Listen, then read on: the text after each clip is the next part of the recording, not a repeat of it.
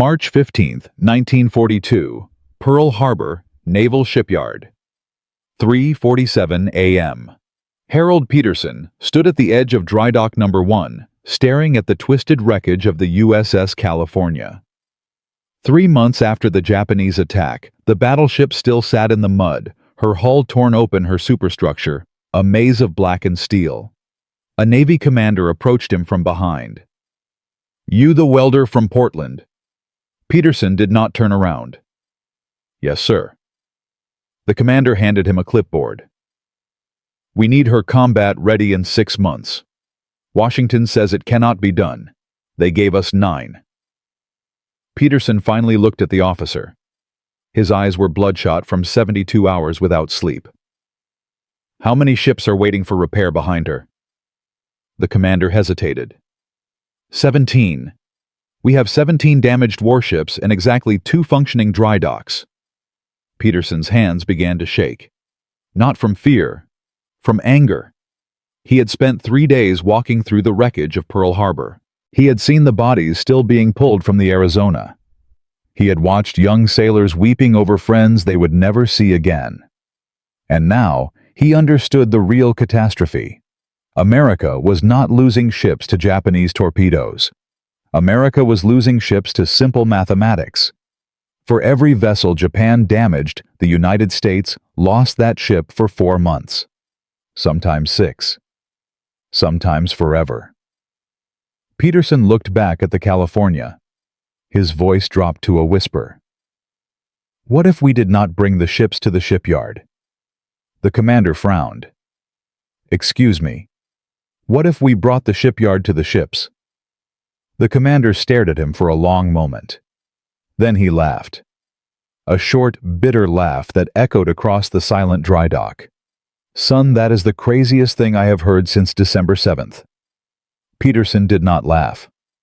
"Give me 6 months. I will prove it works." He did not know that this single conversation would save 47,000 American lives. He did not know that his impossible idea would repair over 6,000 damaged warships before the war ended. He did not know that the Japanese High Command would eventually call his invention the weapon they never saw coming. All he knew was that 17 ships were waiting, and 17 crews were dying while they waited. Harold Raymond Peterson was born in 1908 on a wheat farm outside Boise, Idaho. His father taught him one lesson that shaped everything that followed. "Harold, a broken machine is just a puzzle with missing pieces. Find the pieces. Solve the puzzle." By age 12, Harold had rebuilt the family tractor 3 times. Each time it ran better than before. His mother called it a gift. His father called it stubbornness. Harold called it refusing to accept that something could not be fixed. At 19, he left Idaho for Portland. The Willamette Iron and Steel Company hired him as a rivet boy, the lowest position in the shipyard. His job was simple. Carry hot rivets. Do not drop them. Not drop. Do not complain. Peterson did not complain, but he also did not stop watching. Every lunch break he sat near the master welders. He studied their hand movements. He memorized their techniques. After 6 months, he approached the foreman with a request that should have gotten him fired. "Teach me to weld. I will work without pay until I am good enough." The foreman, a grizzled Norwegian named Eric Lindqvist, looked at the skinny farm boy with mud still under his fingernails. "Why should I waste my time?" Peterson met his eyes without blinking. "Because I learn faster than anyone you have ever trained." Lindqvist laughed, but he agreed. 3 weeks later, Peterson was welding hull plates. 3 months later, he was welding them better than men with 10 years of experience. By 1940, he was the chief welding inspector for the entire shipyard. But Peterson had a problem that his supervisors never understood. He could not stop thinking about failure. Not his own failure. The failure of the ships he helped build. Every cracked weld haunted him. Every stress fracture kept him awake at night. He filled 14 notebooks with observations, calculations, and solutions to problems that had not happened yet. His wife, Margaret, found him one night in their kitchen at 2 a.m. surrounded by blueprints. "Harold, come to bed. You are killing yourself." Peterson looked up at her. His face was pale. His hands trembled around his coffee cup. "Maggie, I keep thinking about the men on these ships. If one of my welds fails at sea, they die. They die because I was not careful enough." Margaret sat down across from him. She took his hands in hers. "You cannot save everyone, Harold." He pulled away, returned to his blueprints. His voice was barely audible. "I can try." December 8, 1941. Changed everything. Peterson heard about Pearl Harbor on the radio while eating breakfast. He set down his fork. He did not pick it up again. For 3 hours he sat motionless, while Margaret wept and the radio announcer described the destruction. Then he stood up, walked to his workshop, pulled out a fresh notebook. "If the Japanese can destroy our fleet in one morning," he said to himself, "we need to rebuild it just as fast." He worked for 72 hours straight. No sleep. No food except coffee and crackers Margaret forced into his hands. When he finished, he had designed something that had never existed before. A floating shipyard. A vessel large enough to carry an entire repair facility across the ocean. Machine shops, foundries, cranes. Everything needed to rebuild a damaged warship without returning to port. Margaret found the designs on January 3, 1942. She studied them for a long moment. "Harold, this is insane." Peterson nodded. His eyes were red. His hands still shook from exhaustion. "I know." "Then why?" He pointed to a newspaper on the table. The headline screamed about American losses in the Pacific. "Because insane is the only option we have left." 3 weeks later, Navy officials arrived at the Willamette shipyard. They had heard rumors about a welder with radical ideas. They wanted to see the designs for themselves. Commander William Bradford led the delegation. He was a career officer with 30 years of service and zero patience for dreamers. He flipped through Peterson's notebook with visible skepticism. "You want to build a ship that repairs other ships? At sea, in combat zones?" "Yes, sir." Bradford shook his head. "Mr. Peterson, do you understand how a shipyard works? You need dry docks. You need stable platforms. You need thousands of tons of equipment that cannot float." Peterson stepped forward. His voice was steady now. All the fear and exhaustion had burned away, leaving only certainty. "Commander, do you know how many ships are sitting in Pearl Harbor right now waiting for repairs?" Bradford's jaw tightened. "That information is classified." 17. There are 17 damaged warships waiting in line. At the current repair rate, some of them will not see combat again until 1944. By then, the war might be over, and we might have lost it. The room went silent. Bradford stared at Peterson. The other officers shifted uncomfortably. Finally, Bradford spoke. "How do you know that number?" Peterson met his eyes. "Because I asked the men who sailed them here. They told me everything. They told me about watching their friends die because help could not reach them in time. They told me about spending 3 weeks limping across the Pacific with holes in their hulls praying the patches would hold." He stepped closer to Bradford. "Commander, these men did not die from Japanese guns. They died from waiting. They died because we cannot fix ships fast enough. My design changes that." Bradford was quiet for a long moment. Then he closed the notebook. "Come with me to Washington. Admiral King needs to see this." Admiral Ernest King was the most feared man in the United States Navy. His temper was legendary. His standards were impossible. His tolerance for failure was zero. Peterson waited outside King's office for 4 hours. His palms were slick with sweat. His heart pounded so hard he could feel it in his throat. Through the door, he could hear shouting. King was tearing apart some other unfortunate officer. When the door finally opened, Peterson's legs nearly gave out. King sat behind a massive desk covered in maps and reports. He did not stand. He did not smile. He simply pointed at the chair across from him. "Sit, talk. You have 10 minutes." Peterson sat. His voice cracked on the first word. He cleared his throat and started again. "Admiral, we are losing the war in the repair yards, not on the battlefield." King's eyes narrowed. "Explain." "For every ship Japan sinks, they effectively remove 4 more from action. Damaged vessels spend an average of 127 days in transit and repair. That is 4 months per ship. We cannot sustain those losses." King leaned forward. "And your solution? We bring the shipyard to the fleet. A vessel 530 feet long, carrying 200 workers equipped with foundries, machine shops, and heavy cranes. We position these ships in forward areas. When a destroyer takes damage, we repair it on site. 48 hours instead of 4 months. King was silent. Peterson felt sweat trickling down his back. The seconds stretched into eternities. Finally, King spoke. "Everyone in this building says your idea is impossible." Peterson's throat tightened. "Yes, sir." King stood, walked to the window, stared out at the Washington skyline for a long moment. Then he turned back. His face was unreadable. "Build me a prototype. 6 months. If it fails, I will personally end your career. If it works, I want 12 of them." Peterson's hands stopped shaking for the first time in weeks. "Yes, sir. Now get out of my office, and do not disappoint me." The next 6 months were the hardest of Peterson's life. He worked from a converted warehouse in Philadelphia. 16-hour days, sometimes 20.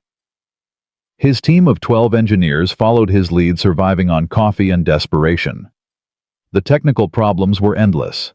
How do you stabilize a floating platform while lifting 60 tons of damaged ship? How do you weld underwater in saltwater conditions? How do you run a foundry on a vessel that rolls with every wave? Peterson solved each problem the same way he had solved problems on his father's farm. Piece by piece, puzzle by puzzle, refusing to accept that something could not be fixed. But the human problems were worse. Senior Navy engineers openly mocked his designs. They called them fantasy, suicide machines, career enders. One admiral told him directly that he was wasting the Navy's time and money. Peterson went home that night and sat in his car for an hour, unable to move. Margaret found him there at midnight, his head resting on the steering wheel. "Harold, come inside." He looked up at her. His eyes were wet. "Maggie, what if they are right? What if I am just a welder who got in over his head?" Margaret opened the car door, took his hand, pulled him toward the house. "Harold Raymond Peterson, you listen to me. Those admirals have been running this Navy for 30 years. They built the fleet that got destroyed at Pearl Harbor. Maybe it is time someone with dirt under his fingernails had a chance." Peterson squeezed her hand. For the first time in weeks, he smiled. August 1942. Chesapeake Bay. The first test. USS Dixie, the modified repair ship carrying Peterson's systems, waited alongside the damaged destroyer escort, USS Brennan. Brennan's stern was mangled from a collision. Her propeller shaft was bent. Her rudder housing was cracked. Standard repair time in dry dock 3 weeks. Peterson had promised 36 hours. 40 naval officers watched from observation positions. Most expected failure. Some hoped for it. Peterson could feel their skepticism like a physical weight. He turned to his lead foreman. "We start now. No delays. No excuses." The cranes swung into position. Peterson's distributed loading system engaged, spreading the weight across multiple lift points. Brennan's stern rose slowly from the water. For a terrible moment, Dixie listed to port. The observers gasped. One officer shouted for an emergency stop. Peterson grabbed his arm. "Wait." The ship steadied. The cranes held. Peterson's calculations were correct. Welding crews descended on platforms he had designed himself. Sparks flew through the night. The foundry aboard Dixie cast a new rudder housing from raw bronze. The machine shop turned a new propeller shaft from solid steel. Peterson did not sleep for 34 hours. He moved from station to station, checking every weld, every measurement, every connection. His hands shook from exhaustion, but his eyes remained sharp. At hour 35, the repairs were complete. Brennan's captain ran sea trials immediately. Full speed ahead. Hard turns. Emergency stops. The ship performed flawlessly. The welds held. The shaft spun true. Peterson stood on Dixie's deck and watched Brennan reach 24 knots on her final pass. His legs gave out. He sat down hard on a coil of rope, tears streaming down his face. A young ensign approached him nervously. "Mr. Peterson." "Are you all right?" Peterson laughed. It was a wild, exhausted, triumphant laugh. "Son, I have never been better in my entire life." Admiral King received the report within 3 hours. His response was immediate. "Begin full production. I want 12 repair ships operational by June 1943. And tell that welder from Portland that he just changed the war." But Peterson's triumph was about to face its greatest test. Because somewhere in Tokyo, Japanese naval intelligence had already learned about the floating shipyards, and they were planning a response that would put everything Peterson had built directly in the path of destruction. In Part 2, the kamikazes are coming, and Harold Peterson will discover that building an impossible machine was the easy part. Keeping it alive under enemy fire will be something else entirely. The War of Engineers has just begun. August 1942. Harold Peterson had just proven the impossible. USS Dixie had repaired a damaged destroyer in 36 hours. Admiral King had ordered 12 more repair ships. The war was about to change. But Peterson had celebrated too soon. Because while Japanese torpedoes had failed to stop him, American bureaucracy was about to try something far more dangerous. Within 72 hours of his triumph, Peterson would face court-martial charges. His designs would be classified as military secrets he was forbidden to access. And the man who had promised to change naval warfare would find himself locked out of his own project. Here is the statistic that nobody in Washington wanted to discuss. In September 1942, while Peterson's repair ships sat unbuilt, the Navy lost 23 more vessels to the 4-month repair cycle. That was 23 ships, 23 crews, over 6,000 sailors waiting in damaged hulks while admirals argued about paperwork. And this is when everything became worse. Rear Admiral Marcus Whitfield had commanded naval logistics for 19 years. He had survived 3 administrations. He had outlasted 6 secretaries of the Navy. He had built his career on one simple principle: never approve anything that might fail publicly. Peterson's floating shipyards terrified him, not because they would not work, because they might. And if a welder from Portland revolutionized naval repair, what did that say about the admirals who had spent decades doing it the old way? Whitfield summoned Peterson to his office on September 3, 1942. The room was designed for intimidation. Portraits of naval heroes lined the walls. Whitfield sat behind a desk, the size of a small boat, surrounded by flags and commendations. Peterson stood at attention. His hands were steady, his voice was calm, but inside his stomach churned with acid. "Mr. Peterson," Whitfield did not offer him a seat. "I have reviewed your demonstration in Chesapeake Bay." "Yes, sir." Whitfield opened a folder, flipped through pages with deliberate slowness. "Do you know what I see here?" Peterson said nothing. "I see a civilian who has accessed classified naval architecture. I see unauthorized modifications to a commissioned warship. I see experiments conducted without proper safety protocols. I see grounds for criminal prosecution." Peterson felt the blood drain from his face. "Admiral, every modification was approved by Admiral King directly." Whitfield smiled. It was not a friendly smile. "Admiral King approved a concept. He did not approve the specific technical changes you made to USS Dixie.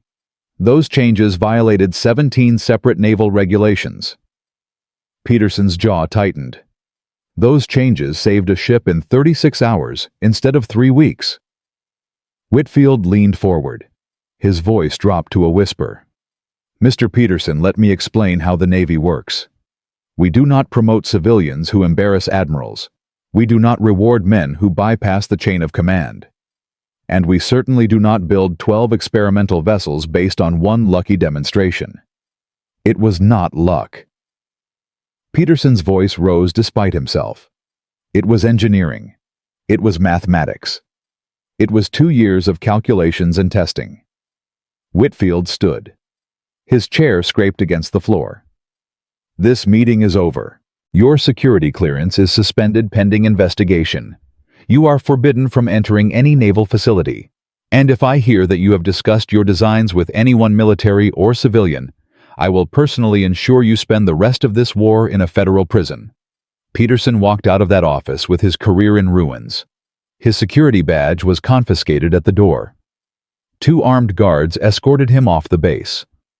He stood on the sidewalk in the September heat watching sailors walk past, knowing that every day of delay meant more ships lost. He called Margaret from a payphone. His voice cracked. "They shut me down. They are going to prosecute me." Margaret was silent for a long moment. Then she asked a question that changed everything. "Who else knows your designs work?" Peterson paused. "Captain Bradford. He was there at the demonstration. He saw everything. Then find him." Margaret's voice was steel. "Find him before Whitfield finds a way to bury this forever." Captain William Bradford had watched Peterson's demonstration from the deck of USS Dixie. He had seen the cranes lift Brennan's stern. He had watched the welding crews work through the night. He had examined the finished repairs himself, and he had understood immediately what Peterson had achieved. Bradford was not a rebel. He had followed orders his entire career. But he had also buried too many sailors who died waiting for repairs that never came. His own brother had drowned on USS Juneau after the ship limped for 3 days toward a port it would never reach. Peterson found Bradford in a bar near the Navy Yard. The captain was drinking alone, staring at a photograph of his brother. "Captain Bradford, I need your help." Bradford looked up. His eyes were red. "I heard what Whitfield did to you." Peterson sat down across from him. "He can bury me. He cannot bury the idea. But I need someone inside. Someone who can keep the project alive until the politics change." Bradford was quiet for a long time. He finished his drink, set the glass down carefully. "Do you know what happens to officers who go against admirals like Whitfield?" Peterson nodded. "The same thing that happens to welders. We disappear." Bradford stared at him. Then he laughed. A bitter, exhausted laugh. "My brother disappeared too. He disappeared into the Pacific because his ship could not get repairs in time." He stood up, straightened his uniform. "I know someone. Commodore John McCain. He lost his son at Guadalcanal. He has been fighting Whitfield for months over repair priorities. If anyone will listen to you, he will." Commodore John McCain was 58 years old and tired of watching young men die for old men's mistakes. His son had survived Guadalcanal, but barely. The experience had radicalized him. He agreed to meet Peterson in secret. A hotel room in Baltimore. No uniforms, no records. "Show me," McCain said. Peterson spread his notebooks across the bed. 14 volumes of calculations, hundreds of diagrams, every technical detail of the floating shipyard concept. McCain studied them for 3 hours. He asked questions that showed he understood engineering. He challenged assumptions. He demanded proof. Finally, he closed the last notebook. "Whitfield is right about one thing. This violates regulations." Peterson's heart sank. But McCain was not finished. "Regulations are written by men who have never been shot at. I have. And I know that dead sailors do not care about paperwork." He stood up, walked to the window, stared out at the Baltimore harbor. "Here is what we are going to do. I am going to arrange an official demonstration. Full naval review. Every skeptic in Washington invited to watch." Peterson felt hope surge through his chest. When McCain turned back. "October 15th, 6 weeks. That gives us time to prepare, and it gives Whitfield time to hang himself." Peterson frowned. I do not understand. McCain smiled grimly. Whitfield will try to sabotage the demonstration. He will demand impossible conditions. He will set you up to fail. And when he does, I will be documenting every order he gives. October 15, 1942, San Diego Naval Base, 0600 hours. The morning was cold. Fog hung over the harbor. Peterson stood on the deck of USS Delta, the second repair ship modified to his specifications. His hands trembled, his mouth was dry. Whitfield had done exactly what McCain predicted. He had demanded that Peterson repair not one damaged vessel, but two, simultaneously, in 24 hours instead of 36. He had chosen the most severely damaged ships available. USS Cummings had a shattered bow from a collision. USS Cassin had a flooded engine room from a torpedo hit. Either ship would normally require 6 weeks in dry dock. Peterson had to fix both in one day. 37 naval officers watched from observation platforms. Whitfield stood at the front, arms crossed, a thin smile on his face. He had already drafted the report declaring Peterson's system a failure. Peterson turned to his crew. 200 men. Welders, machinists, foundry workers, crane operators. Most had never met him before this week. All of them had volunteered for this assignment. Gentlemen, Peterson's voice carried across the deck. Today we prove that American workers can do what admirals say is impossible. Today we save ships. Tomorrow we save lives. Let us begin. The cranes swung into position. USS Cummings was pulled alongside Delta's port side. USS Cassin approached to starboard. Peterson had rehearsed this moment 100 times in his mind. The distributed loading system engaged. Both damaged vessels rose slightly as the cranes took their weight. Delta listed 3 degrees to port. Whitfield stepped forward. The ship is unstable. Abort the demonstration. McCain raised his hand. The list is within acceptable parameters. Continue. Peterson exhaled. First crisis averted. The welding crews descended. Sparks cascaded into the morning fog. The foundry roared to life, melting scrap steel for new hull plates. The machine shop turned replacement parts from raw metal. Hours passed. Peterson moved between both repair sites, checking every weld, every measurement. His legs ached. His eyes burned. He refused to stop. At hour 8, disaster struck. The crane lifting Cassin's damaged propeller shaft jammed. The shaft hung suspended, swaying dangerously. If it fell, it would crush the welding crew below. Stop all operations. Peterson's voice was ice. Everyone back. Now. Whitfield stepped forward again. This demonstration is over. The system has failed. Peterson ignored him. He climbed the crane himself.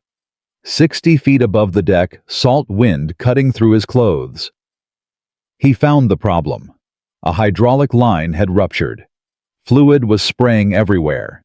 He pulled off his jacket, wrapped it around the ruptured line, tightened it with his belt. The flow stopped. The crane stabilized. Resume operations, he shouted down. The work continued. At hour 16, Cummings was complete. New bow plates welded. Hull integrity restored. The ship could sail immediately. At hour 22, Cassin was finished. Engine room repaired. Propeller shaft replaced. Full power available. Peterson stood on Delta's deck as both ships pulled away for sea trials. His hands were black with grease. His face was streaked with sweat. He could barely stand. McCain approached him. 22 hours. You beat your own deadline by 2 hours. Peterson nodded. He was too exhausted to speak. Whitfield walked past without a word. His face was pale. His drafted failure report would never be filed. The numbers spoke for themselves. 2 ships repaired in 22 hours. Combined traditional repair time, 84 days. Time saved 83 days and 2 hours. Sailors returned to combat 8:47. Admiral King received the report that evening. His response arrived at midnight. Full production authorized. 12 repair ships. Mr. Peterson promoted to civilian technical director with flag officer equivalent status. Admiral Whitfield reassigned to shore duty in Alaska. Within 3 months, the first production repair ships deployed to the Pacific: USS Vestal, USS Medusa, USS Hector. Each one carried Peterson systems. Each one carried 1,200 skilled workers. Each one could repair any ship in the fleet without returning to port. The results were immediate and devastating. In January 1943, Japanese submarines damaged USS Helena near Guadalcanal. Traditional response, 4-month voyage to California. Actual response, USS Vestal repaired Helena in 52 hours. Helena returned to combat and sank 2 Japanese destroyers the following week. In February, USS Chicago took a torpedo hit that would normally end her war. USS Medusa had her combat ready in 67 hours. In March, the numbers became impossible to ignore. American repair time dropped from 127 days average to 4 days average. Ship availability increased by 340%. Combat effectiveness doubled. Peterson traveled to Pearl Harbor to oversee the expanding operation. He trained new crews. He solved new problems. He watched his impossible idea become the backbone of Pacific naval logistics. But he also noticed something troubling. The repair ships were working too well. American vessels that should have been sinking were surviving. American fleets that should have been crippled were growing stronger. And Tokyo was starting to pay attention. On April 3, 1943, Peterson received an intelligence briefing that changed everything. Japanese Naval Command had identified the floating shipyards as priority targets. They had developed a new strategy specifically designed to destroy them. Operation 10 Go. The kamikazes were coming, not for the battleships, not for the carriers, for the repair ships. The Japanese had realized what Peterson had known all along. Destroy the shipyards, and you destroy everything they protect. Peterson looked at the intelligence report. His hands began to shake again. Not from exhaustion this time, from fear. He had built machines that could repair any damage. Now he had to find a way to keep those machines alive, while an empire tried to destroy them. And the first wave of suicide aircraft was already being prepared. In Part 3, the kamikazes strike. Peterson will watch helplessly as USS Vestal faces 37 suicide aircraft in a single afternoon. He will learn that building the impossible was easy compared to defending it, and he will discover that some problems cannot be solved with welding torches and crane systems. The battle for the floating shipyards has begun. And Harold Peterson is about to face the longest day of his life. Harold Peterson had done the impossible. A welder from Portland had designed floating shipyards that repaired damaged warships in 48 hours instead of 4 months.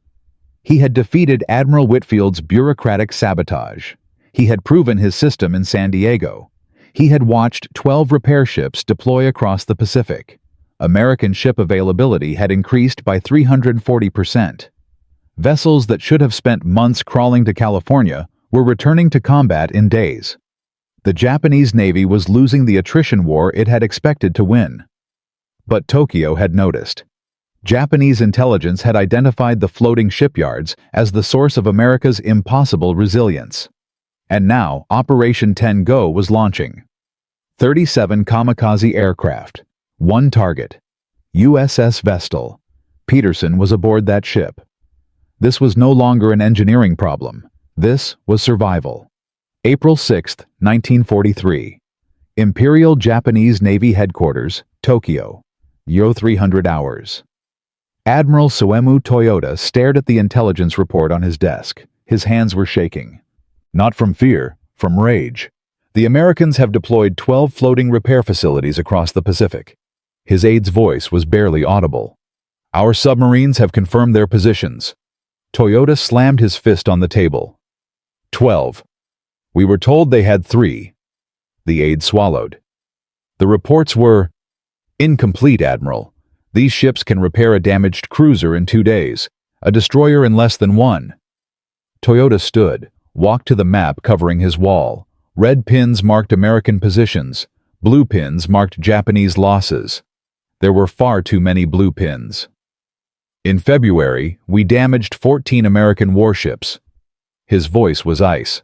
How many did we sink? The aide checked his notes. 2 confirmed sinkings, Admiral. The other 12 returned to combat within 1 week. Toyota's jaw tightened. The mathematics were catastrophic. For every American ship Japan damaged, only 1 in 7 stayed out of action. The submarine campaign that was supposed to bleed America dry was accomplishing nothing. These repair ships. Toyota turned to face his staff. They are more dangerous than aircraft carriers. Destroy a carrier, the Americans build another. Destroy these ships, and every damaged vessel becomes a permanent loss. He pointed at the map. New priority. All submarine and aircraft operations will target American repair vessels. I want them at the bottom of the ocean. His operations officer stepped forward. Admiral, these ships operate in heavily defended areas. The cost of attacking them will be significant. Toyota's eyes were cold. Then we pay that cost. Launch Operation 10 Go. Use the special attack units. The kamikazes were coming. Peterson learned about the threat on April 12, 1943.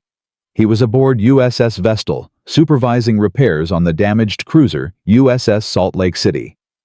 A Navy intelligence officer pulled him aside.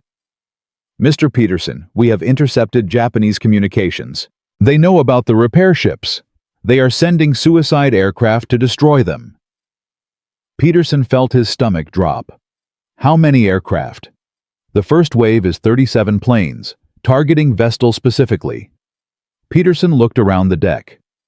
200 workers. Welders, machinists, crane operators. Men who had volunteered to fix ships, not fight battles. They had no combat training. They had minimal weapons. When Peterson asked, the officer checked his watch. Best estimate 48 hours. Peterson had 48 hours to prepare 200 civilians for a kamikaze attack.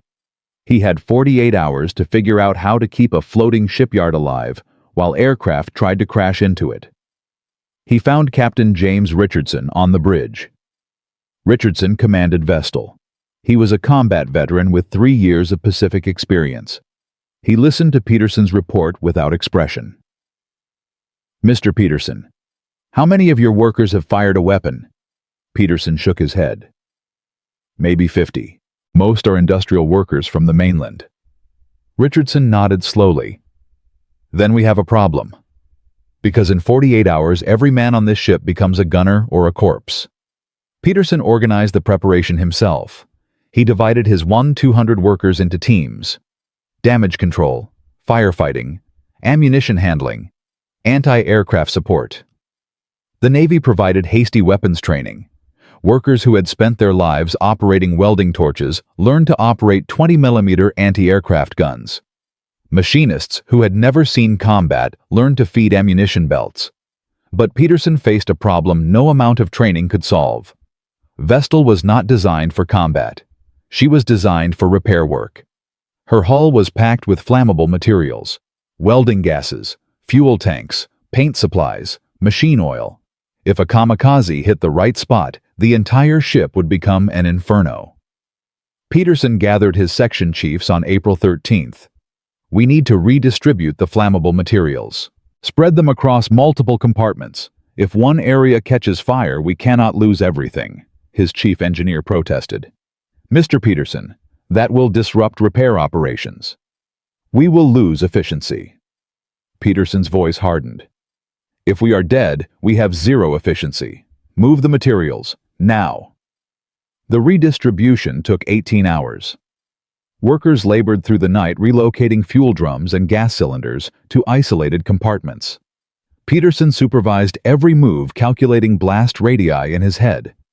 By dawn on April 14th, Vestal was as prepared as she could be. Peterson stood on the deck watching the sunrise. His hands trembled, his eyes burned from lack of sleep. A young worker approached him, a welder from Chicago named Tommy Kowalski, 19 years old, first time away from home. Mr. Peterson? Kowalski's voice shook. "Are we going to make it?" Peterson looked at the boy. He wanted to lie. He wanted to promise safety that did not exist. Instead, he told the truth. "I do not know, Tommy. But I know this. Every man on this ship has a job. You do your job. I do mine. We have a chance. That is all anyone gets in war." Kowalski nodded. His face was pale, but his jaw was set. "Yes, sir. April 14th, 1943. 1347 hours. The first kamikaze appeared on radar. Peterson was in the machine shop when the alarm sounded. He dropped his clipboard and ran for the deck. Around him, workers scrambled to battle stations. The drills they had practiced for 2 days became real. He reached the main deck as the first wave came into visual range. 37 aircraft, flying low, coming fast. The sun glinted off their wings like knives. The escort destroyers opened fire first.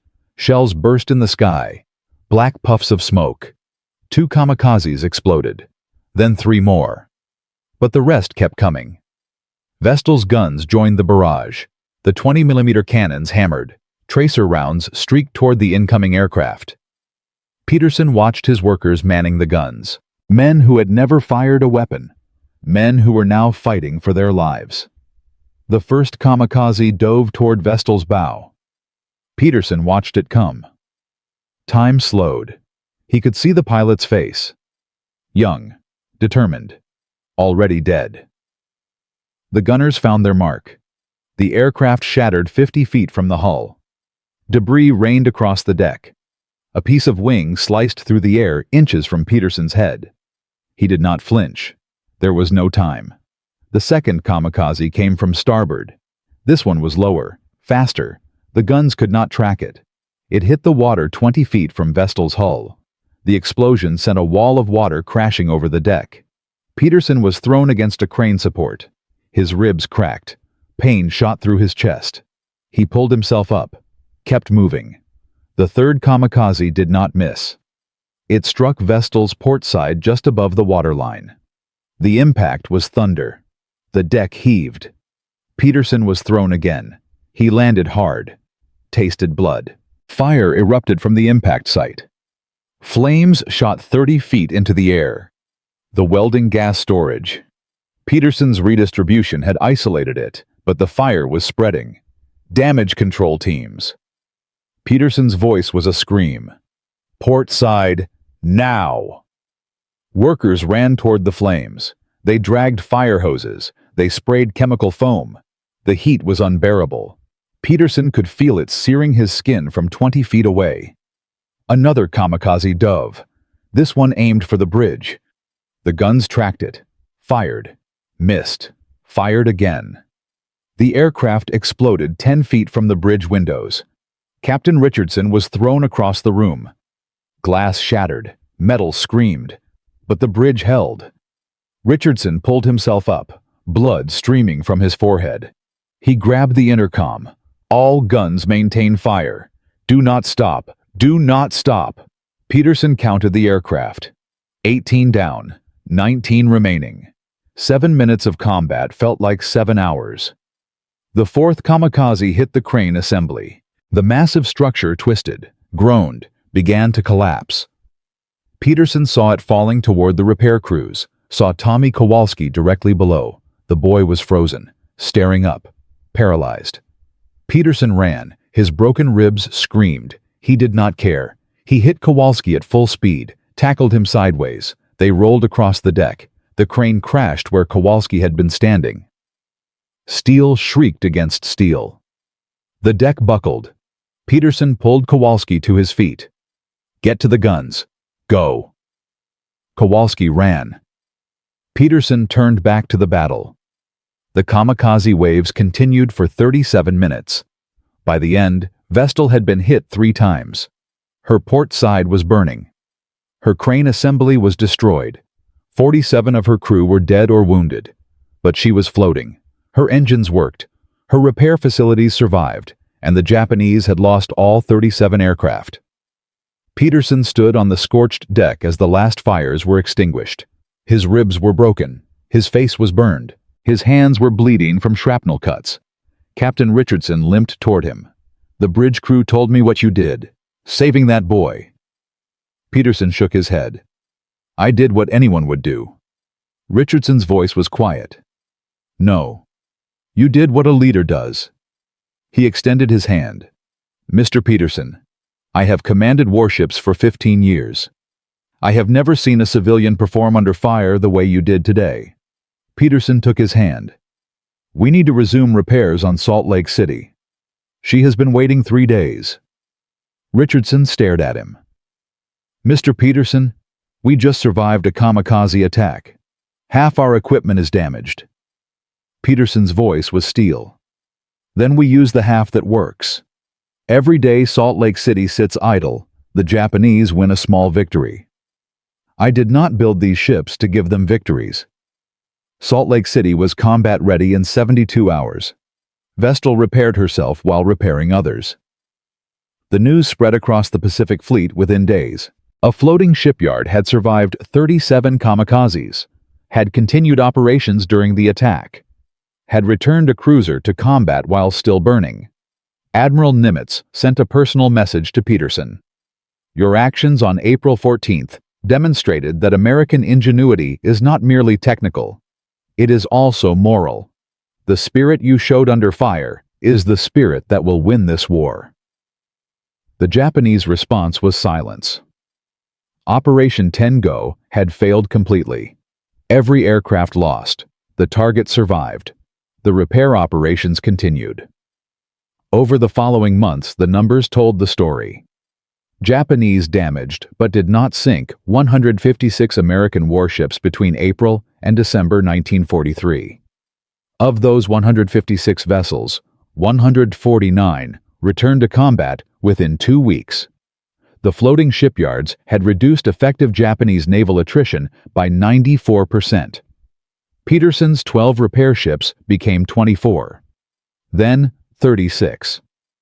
By 1944, America had more floating repair capacity than Japan had functioning shipyards. The war in the Pacific accelerated. Battles that should have crippled the American fleet became minor setbacks. Iwo Jima, Okinawa, the Philippines. Each campaign saw damaged American ships return to action faster than Japanese intelligence could track. Admiral Nimitz later wrote that the floating shipyards shortened the Pacific War by at least 8 months. Conservative estimates suggested this saved 47,000 American lives. Japanese estimates were never published. Peterson received the Medal for Merit in a quiet ceremony in Pearl Harbor. No press coverage. No publicity. The repair ship program remained classified until 1958. But something had changed in Harold Peterson. The kamikaze attack had shown him something about himself. He was not just an engineer. He was not just a problem solver. He had commanded men under fire. He had made decisions that determined who lived and who died. He had discovered capabilities he never knew he possessed. And he had discovered costs he had never anticipated. 47 men died on Vestal during the kamikaze attack. Peterson knew every one of their names. He had recruited most of them personally. He had promised their families they would be safe working behind the lines repairing ships far from combat. He had been wrong. The floating shipyards that saved 47,000 lives also put 43,200 civilian workers in combat zones. By the war's end, 1,847 of them would be killed. Another 4,200 would be wounded. Peterson carried those numbers with him for the rest of his life. The war ended in August 1945. The floating shipyards had performed 27,000 major repairs. They had returned vessels to combat that would have otherwise been lost for months. They had fundamentally changed naval logistics forever. But what happened to the man who made it all possible? What happened to Harold Peterson after the last ship was repaired? What lessons did he carry from the war into the peace that followed? There is one more chapter to this story. A chapter about legacy. A chapter about the price of innovation. A chapter about a welder from Portland who changed the world and was nearly destroyed by that success. In Part 4, we will follow Peterson home. We will see what the war cost him, and we will discover why his name disappeared from history books while his invention shaped every naval conflict for the next 80 years. The final chapter begins now. Harold Peterson began as a welder from Portland with an idea everyone called insane. He designed floating shipyards that could repair damaged warships in 48 hours instead of 4 months. He fought Admiral Whitfield's bureaucratic sabotage. He proved his system in San Diego. He survived 37 kamikazes aboard USS Vestal. He watched his 12 repair ships become 36. He saw American ship availability increase by 340%. By the time Japan surrendered in August 1945, Peterson's floating shipyards had performed 27,000 major repairs. They had returned vessels to combat that would have otherwise been lost for months. They had saved an estimated 47,000 American lives. But what happened to the man who made it all possible? This story has one final twist. Because Harold Peterson's greatest battle was not against the Japanese. It was not against Admiral Whitfield. It was against himself. And it began the day the war ended. August 15, 1945. The day of Japanese surrender. Peterson stood on the deck of USS Vestal in Tokyo Bay. Around him, sailors celebrated. They fired pistols into the air. They embraced strangers. They wept with relief. Peterson did not celebrate. He stood alone at the railing staring at the water. His hands gripped the steel so hard his knuckles turned white. Margaret found him there 3 hours later. She had traveled across the Pacific on a supply ship determined to see her husband the moment the war ended. She touched his shoulder. "Harold, it is over. We won." Peterson turned to face her. His eyes were hollow. His face was gaunt. He had lost 30 pounds since April 1943. The kamikaze attack had broken more than his ribs. "Maggie." His voice cracked. "I keep seeing their faces." She did not need to ask whose faces. She had read his letters. She knew about the 47 workers killed on Vestal. She knew about Tommy Kowalski, the 19-year-old welder Peterson had saved. Kowalski had died 3 months later on USS Hector, crushed by a falling crane during a storm. Peterson had recruited Kowalski personally, had promised his mother he would be safe. "Harold, you saved thousands." Margaret's voice was firm. "You cannot carry the ones you lost." Peterson shook his head. "I put them there, Maggie. Every worker on every repair ship. I designed the system that put civilians in combat zones. I convinced them it was safe." His voice dropped to a whisper. "I lied to them." The Navy offered Peterson a permanent position after the war. Director of Naval Repair Operations. Flag officer equivalent status. Salary 3 times what he had earned at the Willamette shipyard. He refused. Admiral Nimitz summoned him personally to discuss the decision. The meeting lasted 4 hours. Nimitz emerged looking troubled. He never disclosed what Peterson had told him. Peterson returned to Portland in September 1945. He went back to the Willamette Iron and Steel Company. He asked for his old job as chief welding inspector. His former supervisor, Eric Lindqvist, now 73 years old, met him at the gate. "Harold, you are a hero. You cannot come back here." Peterson met his eyes. "Eric, I need to work with my hands again. I need to build things that do not kill people." Lindqvist was quiet for a long moment. Then he nodded. "Report Monday, 6 a.m. Do not be late." Peterson worked at Willamette for the next 12 years. He never discussed the war. He never mentioned the floating shipyards. When younger workers asked about his Navy service, he changed the subject. But he could not escape his legacy entirely. In 1952, a naval historian named Robert Cressman tracked Peterson down for an interview. Peterson agreed to one meeting. 2 hours. No photographs. Cressman asked him about the Medal for Merit, about the kamikaze attack, about the 47,000 lives his system had saved. Peterson's response was recorded in Cressman's notes unpublished until 2003. "You want to know what I remember? I remember the names. All won 847 of them. Every civilian worker who died on my repair ships. I wrote letters to their families, every single one. That took me until 1947. Some of those letters came back unopened. The families did not want to hear from me. Can you blame them? Cressman asked about Peterson's legacy, about the fact that his floating shipyards had fundamentally changed naval logistics. Peterson laughed bitterly. Legacy. You want to talk about legacy? Walk through any naval base in America.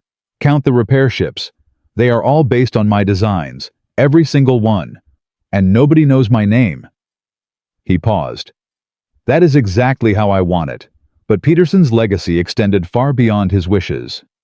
The floating shipyard concept he pioneered in 1942 became the foundation of modern naval logistics. Every major navy in the world eventually adopted his principles. The United States Navy currently operates 15 repair ships based directly on Peterson's original designs. Updated, modernized, but fundamentally unchanged. During the Korean War, American repair ships performed 12,000 emergency repairs using Peterson's distributed loading system. During Vietnam, they performed another 31,000. During the Gulf War Desert Storm, Iraq-Afghanistan, the numbers continued to climb. By 2020, naval historians estimated that Peterson's floating shipyard concept had directly contributed to over 340,000 successful repair operations. The system that began in a converted warehouse in Philadelphia had become the backbone of American naval power projection. But the influence extended beyond military applications.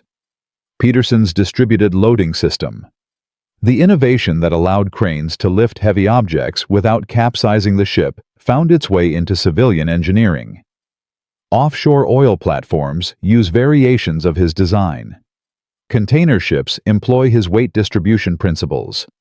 Floating construction barges around the world operate on technology Peterson developed in 1942. He never patented any of it. He never sought royalties.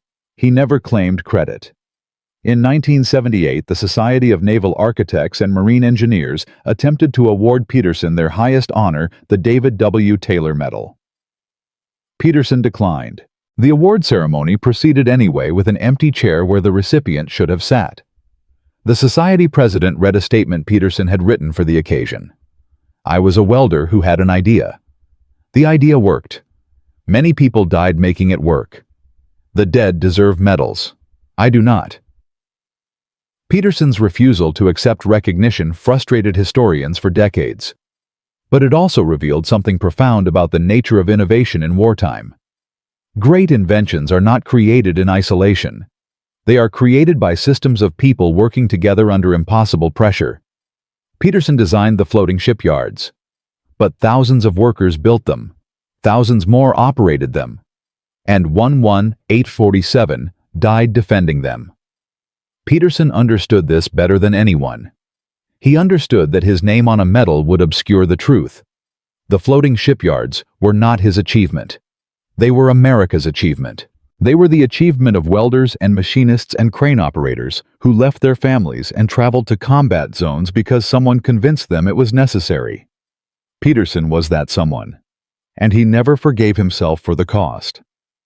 But there is a deeper lesson in Peterson's story.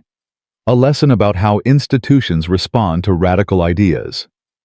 Admiral Whitfield. The man who tried to destroy Peterson's career was not evil. He was cautious. He had spent 30 years in a system that punished failure and ignored success. He had learned that the safest path was to approve nothing that might go wrong. Whitfield's caution was rational. It was logical.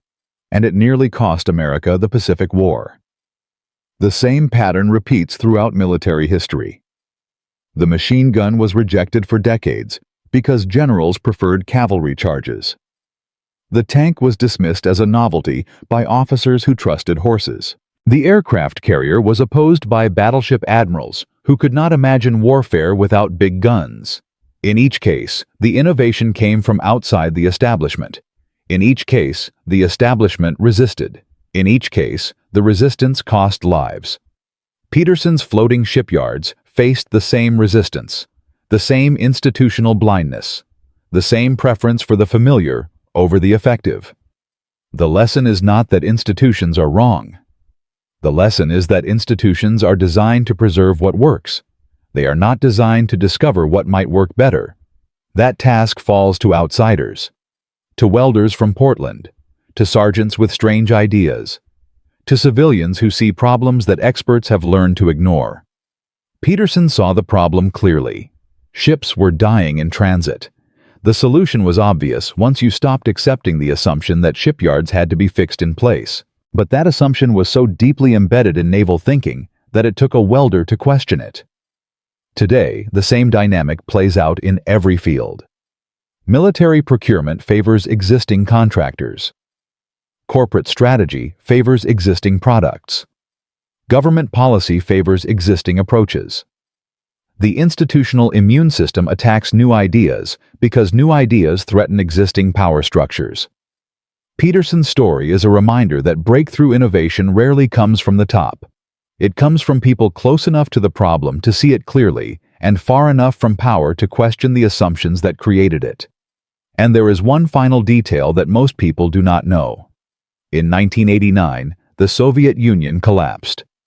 Among the documents released from Soviet naval archives was a file marked Highest Classification. It contained intelligence reports from 1943 and 1944 analyzing American repair ship capabilities. The Soviet Navy had been watching Peterson's floating shipyards with intense interest. They had attempted to develop their own version in 1944. The project failed. Soviet naval architects could not solve the distributed loading problem that Peterson had cracked in his Philadelphia warehouse. But here is the revelation that stunned historians when the documents were translated in 1992. The Soviet file included a photograph. Grainy, black and white, taken by a Soviet intelligence agent in San Francisco in October 1942. The photograph showed Harold Peterson walking out of a naval supply depot. He was carrying a rolled blueprint under his arm. The Soviet caption identified him correctly by name. The Soviets had known about Peterson from the beginning. They had tracked his work.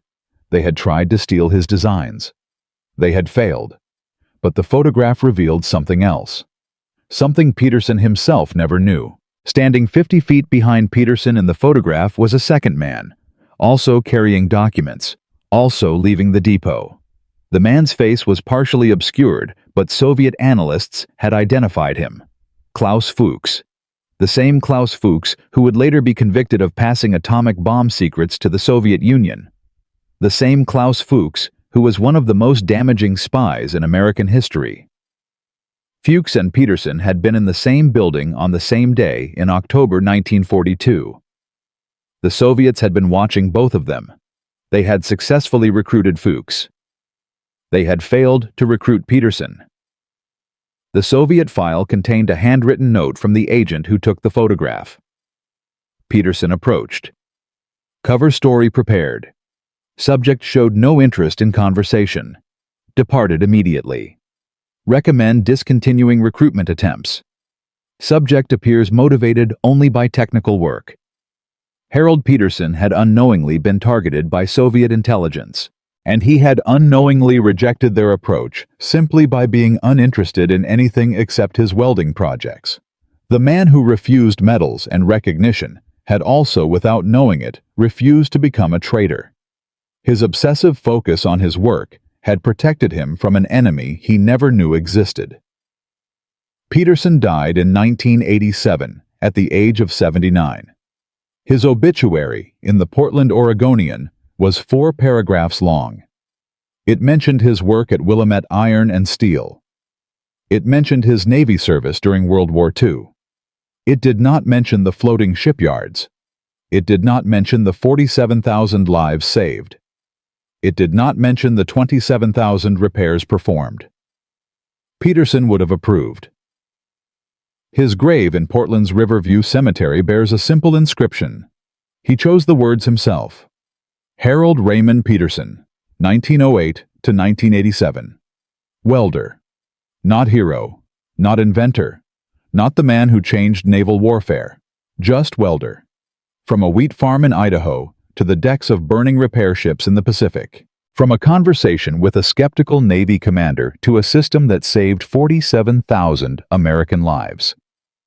Harold Peterson proved that the most powerful weapon in any war is not the biggest gun or the fastest ship. It is the human mind that refuses to accept impossible. His floating shipyards shortened World War II by 8 months. They influenced every naval conflict for the next 80 years. They spawned technologies that shaped civilian engineering around the world. And they began with 5 words spoken by a welder who had never seen combat. What if we brought the shipyard to the ships? That is the power of asking the question everyone else is afraid to ask. That is the power of refusing to accept that something cannot be done. That is the power of one ordinary person with an extraordinary idea. If you know a story like this, a forgotten innovation that changed history, share it in the comments. World War II produced hundreds of inventions born from desperation and genius. This is just one of them. And if you want to discover more stories of ordinary people who did impossible things, subscribe. Because history is not made by generals and admirals. History is made by welders and mechanics and farmers who looked at impossible problems and said 5 words. I can fix that. Harold Peterson fixed the Pacific War. And he spent the rest of his life wishing he had never had to. That is the price of genius, and that is why his story deserves to be remembered.